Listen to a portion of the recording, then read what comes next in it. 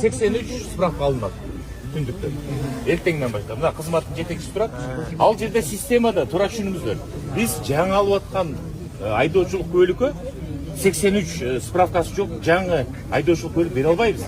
Ал наркоман болушу мүмкүн. Ал ден соолугу чың эмес болушу мүмкүн. А сизде права бар да, жалган. Ошон үчүн буга требовать этилбейт да. Урматтуу жарандар, эртеңден баштап мына бул жерге келбей эле онлайн алмаштырып койгула болду. Онлайн. Коркуктар бизге чыга албайт. Бул менен чыга албайсыз. Тиги менен чыгасыз. Ошон үчүн болуп атпайбы? Бизде биз билесиз да. Россия, Казакстан, Кыргызстан, Армения, Белоруссия биз Европейский союздабыз да. То есть бул жарабайт тиякта. Кыргызстан ичи жарай берет.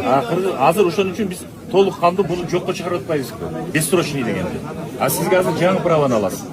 Урматтуу жарандар, 15 февралга чейин жетишпей калса, дагы узартып коебуз. Эч ойлонбоңуздар. Үйүңөргө барып эле эртең күтүп эле түндүк тиркемеси аркылуу эле алмаштырып алгыла.